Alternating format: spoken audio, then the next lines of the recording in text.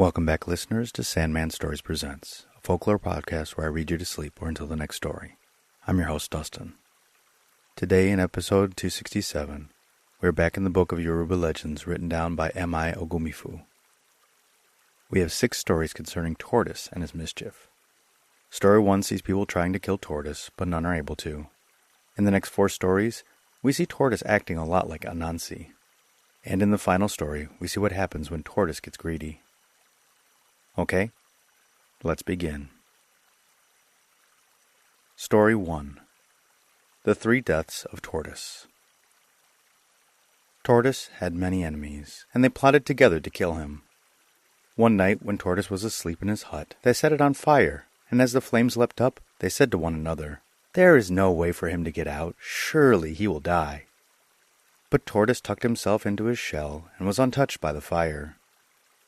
In the morning, everyone was astonished to see him walking about like nothing had happened. Soon they came up with another plan, and threw Tortoise into a pond. "The pool is deep, he cannot swim, surely he will die," said his enemies. But Tortoise had sealed himself in his shell and was safe. And at noon, the sun shone fiercely and dried up the pool. That evening, Tortoise walked through the village as if nothing had happened, and his enemies were astonished. The next day, they tried to kill him a 3rd time. They dug a deep hole in the ground and buried Tortoise, and this time they were sure that he could not escape. To mark his grave, they put a bamboo stake in the ground. Meanwhile, a man who was passing by saw the bamboo stake and thought, "X marks the spot. There must be buried treasure here." He began to dig, but all he found was Tortoise fast asleep inside his shell. Tortoise strolled through the village again, looking very happy, and his enemies were filled with astonishment. "He must have a charm, and we will never be able to kill him," they said to one another. And from that day on, they left him in peace. The end.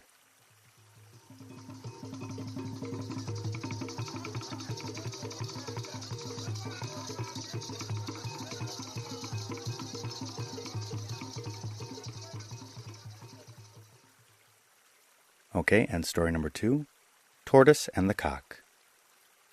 One day, Tortoise and his wife Nyanribo felt very hungry, but they could not afford to buy food.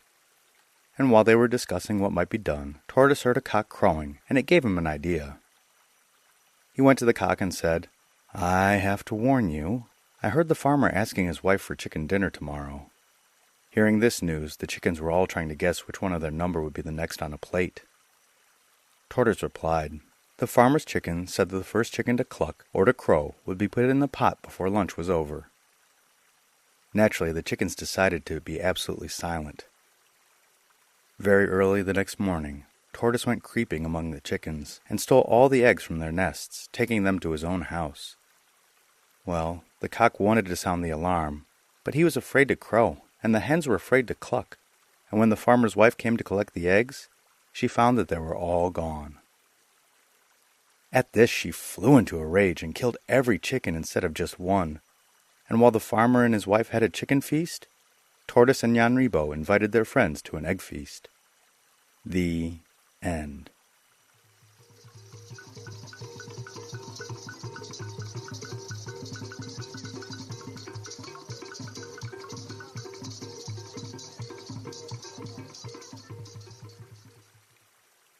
Okay, and story number 3, Tortoise and Crab. Everyone knows that Tortoise and Crab are enemies. They used to be friends, but here is the story of why they never say hello to each other anymore. One morning on the seashore, they decided to have a fight to see who was stronger. But as both of them were protected by a hard shell, neither could get the advantage. Finally, they came to an agreement that they were equal in strength. Tortoise said, "We are so well protected by our armor that no one can harm us." "And so, we are the strongest creatures in the world," replied Crab. But just then, a boy walked by and put them both into his basket. Tortoise was boiled in a pot and his shell was made into jewelry, while Crab was cooked in a stew for the boy's supper. Since that day, the descendants of the two boasters have always been ashamed to meet, and that is why they always shun one another. The end.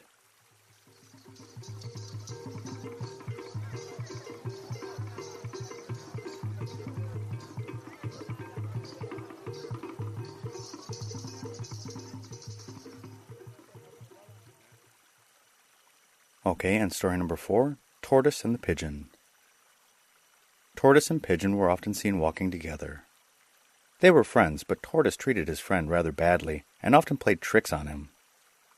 Pigeon never complained and put up with everything in a good-humored way. Once Tortoise came to him and said, "I'm going on a trip to visit my cousins. Will you come with me?" Pigeon agreed to accompany him, and they set off. When they had gone some distance, they came to a river. Pigeon was obliged to take Tortoise on his back and fly him across the river. Soon afterwards, they reached the house of Tortoise's cousins. Tortoise left his friend standing at the door, while he went inside and greeted his relatives. They prepared a feast for him, and they all began to eat together. "Won't you ask your friend to eat with us?" asked the cousins. But Tortoise was so greedy that he did not wish Pigeon to share the feed, and he replied, "My friend is a silly fellow. He will not eat in a stranger's house, and he is so shy that he refuses to come in." After some time, Tortoise said farewell to his cousins, "Greetings to you on your hospitality," and waddled out of the house. Pigeon, who was both tired and hungry, heard his words and decided to trick him for once. When they reached the river bank, he lifted Tortoise up once again. When he had flown halfway, he allowed Tortoise to fall into the river. But, by chance, instead of falling into the water, he landed on the back of a crocodile, which was floating on the surface. When the crocodile swam to the bank, Tortoise quickly descended and hurried away. Pigeon saw what had happened, and that Tortoise had safely reached the land. So he flew ahead until he came to a field with a dead horse. To trick Tortoise once more, Pigeon buried the horse up to its head in the ground, as if it grew there like a plant. When Tortoise reached the field and saw the horse's head, he went straight away to the king of the country and told him that he knew of a place where the horses' heads grew like plants. "If this is true," said the king, "I will reward you with a great treasure, but if it is false, you must die." The king and a large crowd of people accompanied Tortoise to the field, but Pigeon had buried the whole animal. Tortoise ran about looking for it, but in vain, and thus he was condemned to die. A large fire was made, and Tortoise was thrown into it. But Pigeon regretted his trick, and quickly called together all the birds. They came like a wind, blowing out the fire with their wings, and Tortoise was saved. When Pigeon explained this trick, the king pardoned Tortoise and allowed the two friends to depart safely. The end.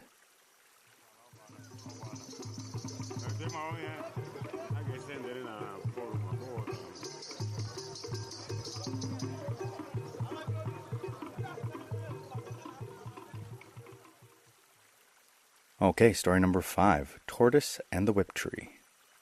There was a famine in the land, and everyone longed for food.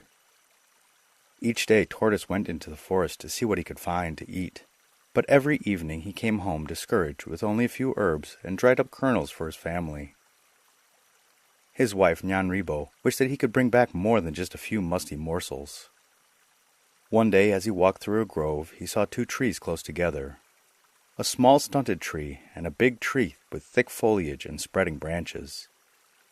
"What kind of a tree are you?" he asked the little tree. "I am the Chop Tree," was the reply. "Well, Chop Tree, what can you do?" Tortoise asked. The little tree said nothing, but waved its branches, and a shower of food fell to the ground. Tortoise ate until there was nothing left, and then turned to the tall, handsome tree. "And what kind of a tree are you?" he asked, thinking that such a splendid tree must produce rich fruit. The tree told him that its name was the Whip Tree, to which Tortoise replied, "Whip Tree, what can you do?" At these words the Whip Tree bent its branches back and beat Tortoise until he cried for mercy. When the beating ceased, Tortoise went home, but being so greedy, he did not tell his family about the two trees, and only brought back a handful of flavorless nuts.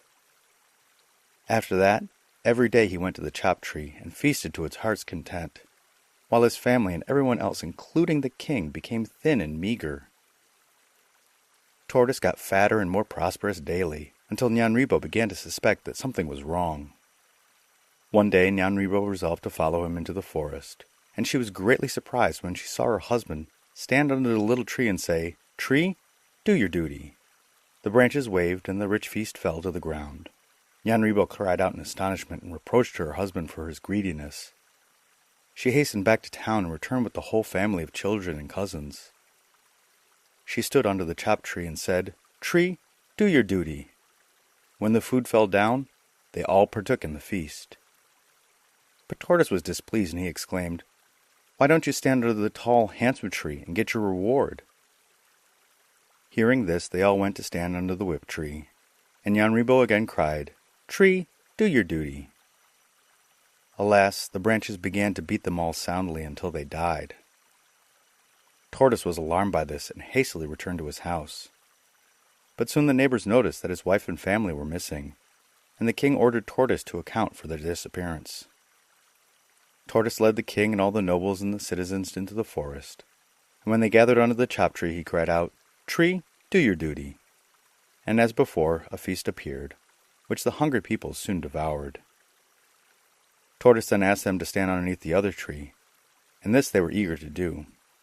The king himself was the one to cry out, "Tree, do your duty," and the branches began to beat all those who stood below until they cried out with pain.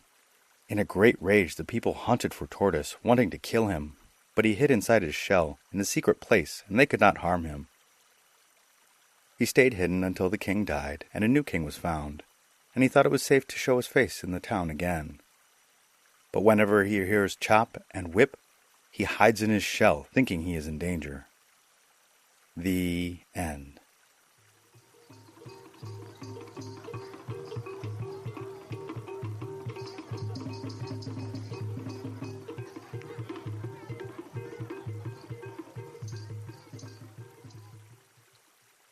Okay, the sixth and final story of this book, Tortoise and the Rain.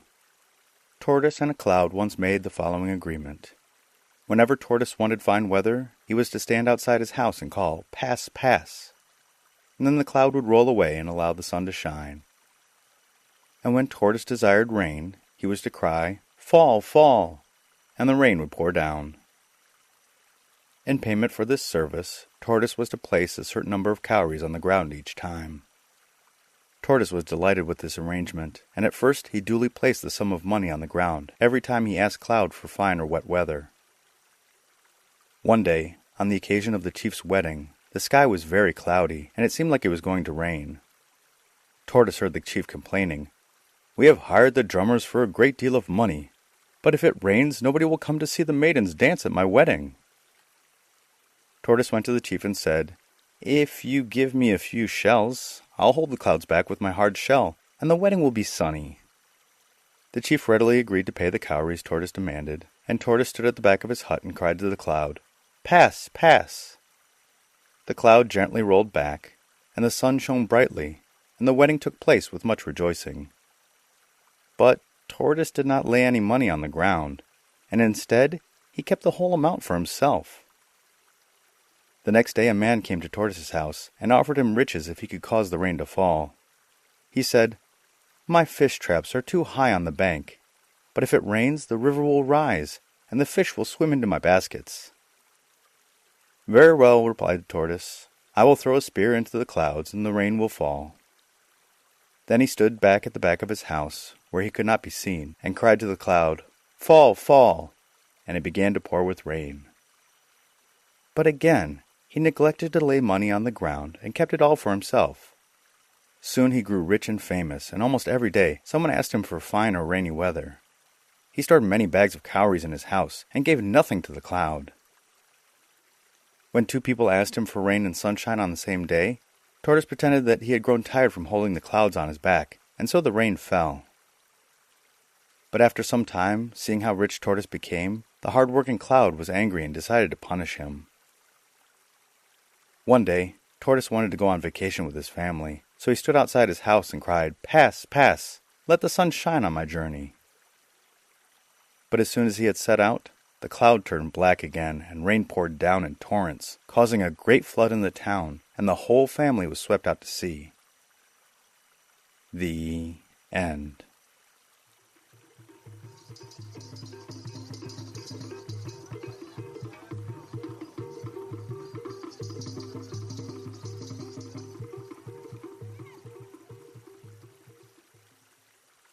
I absolutely love Tortoise and all of his trickery. I was kind of surprised with all the death and callousness of Tortoise in these stories. It was just wild to see. I wonder if that had to do with dealing with death as a very common thing in the community. We are living a lot longer these days, and death is much more pushed to the side. I really enjoyed the cloud story and the tree story, but the other 4 were also fantastic. And this concludes the Book of Yoruba Legends, written down by M.I. Ogumefu, born Margaret Irene Baumann in Manchester, England. Didn't see that one coming, did you? She married Michael Ogumefu and wrote 2 books of Nigerian folklore after his death. One is Margaret Baumann and one as M.I. Ogumefu. She also published a lot of nurse romance stories as Margaret Lees. I'll be able to get into her other book starting on January 1st, as the 1929 book is not quite yet in the public domain. But it will be after I post this episode, so fingers crossed. And since I've talked so much, I'll give no explanation shout out to some of my favorite podcasts. The For Your Reference podcast, the Ratchet Book Club podcast, Away with Words, Our Show, Bunny Trails. All great shows. Just go and listen to them if you get the chance. And happy 2025, y'all. Thank you, and good night.